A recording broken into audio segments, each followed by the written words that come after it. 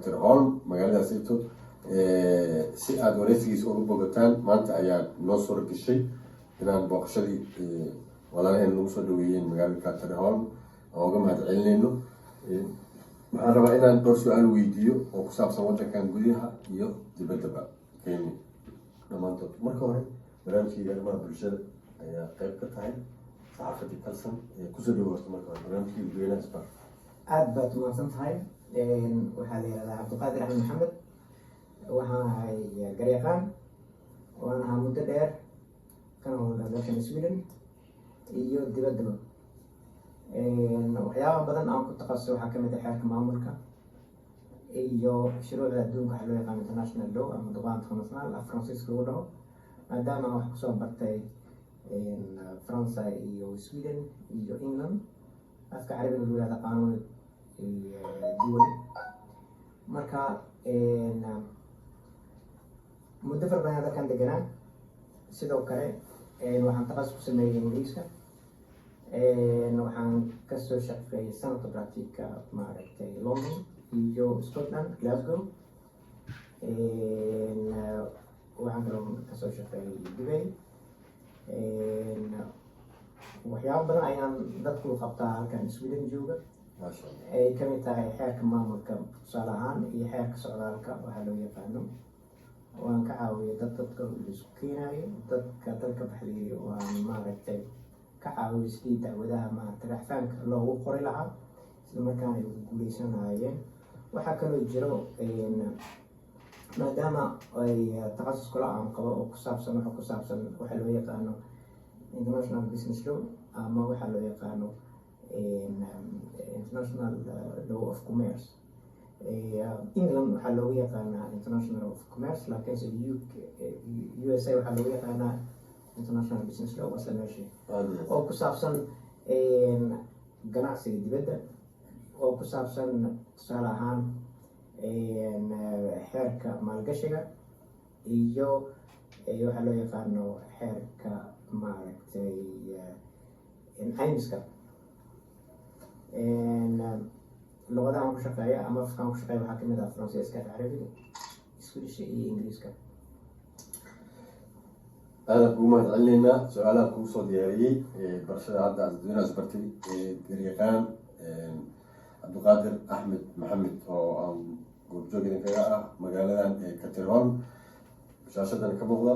su-aasha koowaad aan u gudbeynaa, waxaan ognahay waddankan inaad maaragtay wax badan joogtay, waxyaabihii halkan ka qabatay oo ummadaada ku caawintay ayaan rabaa marka hore inoo sheegtay iyo cidda hadda kuu baahan meeshay kaala soo xiriiri lahayd inaad isukay raaciso intaas oo aada u faahfaahiso si ay kula soo xiriiraan. aad baad mahadsan tahay. waxyaabaha meesha aan ka qabto waxaa kamid ah laba nooc. dhinaca siyaasi baan ka ahaa oo maaragtay waxaan kamid ahaa guddiga waxbarashada, guddiga dhalinyarada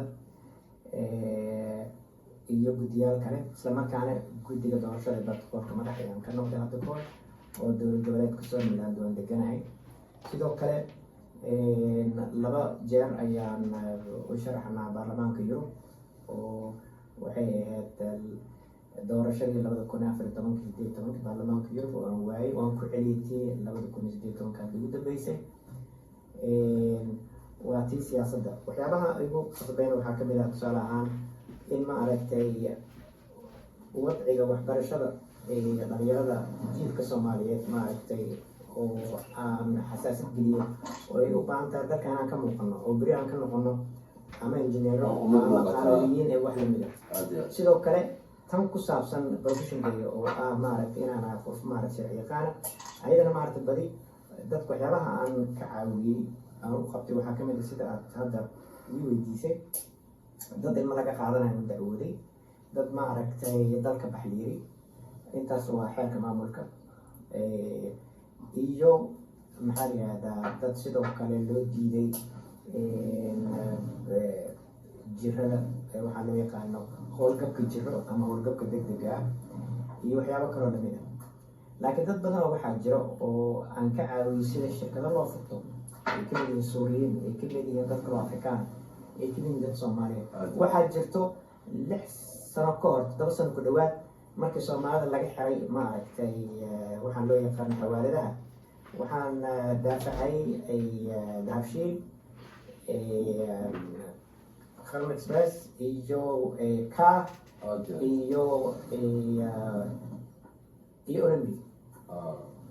Marka waxaan rabaa dadka inaan u sheego in aan leeyahay website oo shuruucda iska hadlayo wixii la mida tala shuruuceed oo loo yaqaano Jurisconsultus SA oo ah afka maaragta abukaatiyaalka Cabdiqaadir Maxamed AM oo lasoo gaashay tarna ay tahay Jurisconsultus oo ah la taliya qaanuuneed ama difaaca qaanuuneed SA-na waa koodka dalka Sweden.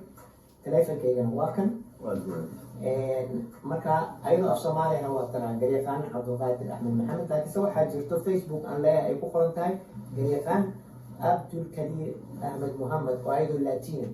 marka Facebookaygana waxyaabo badan oo ku saabsan shuruuc gaar ahaan shuruucda internationalka ayaad ka heli doontaa iyo talooyinka.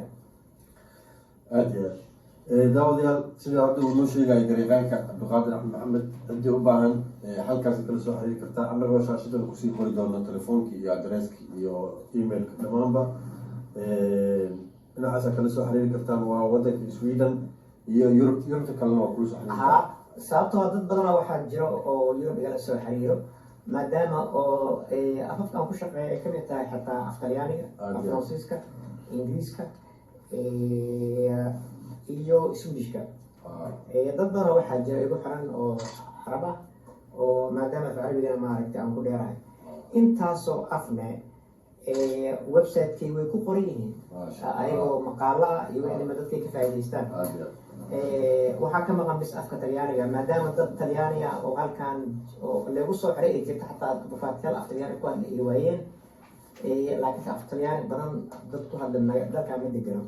marka af Talyaani unbaa ka maqan laakiin qof alle qofkii af Talyaani yaqaano ama Talyaaniga wax kaga xiran yihiin marka way soo xiriiri karaa ma haddaan aqaano systemka Talyaaniga oo ku shaqeeya af Talyaaniga si fiican uma aqaano laakiin afafkaas ayaan ku shaqeeyaa oo dad badan oo Yurub jooga ayaa igu xiran oo iga soo xiriiray. waxaa kaloo jira dad Soomaaliya igala soo xiriiray oo maaragtay dana ka lahaa maxkamadda racfaanka oo Banaadir oo dhowr jeer maaragtay aan ka caawiyay anoo Sweden joogo oo aan la xiriiray.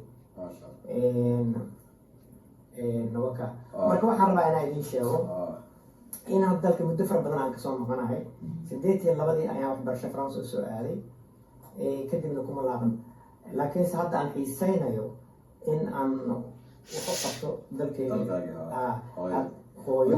la socday barnaamijkeeni arrimaha bulshada qayb ka ahaa maanta barnaamijkan oo usoo safarnay magaalada Stockholm oo Kataryoon aan ku imaanaa soo gabagabeynaynaa. intaynu barnaamijka lamida kulmi doono waxaa barnaamijkeena aad u sheegay kala xiriir kara calsontv.com iyo dhinaca social media. aad iyo aad ugu mahadcelinayaa soo dhaweyntii qiimaha lahayd ay soo dhaweeyeen walaalihii jaaliyadda wadankan Sweden ku taala ee Kataryoon.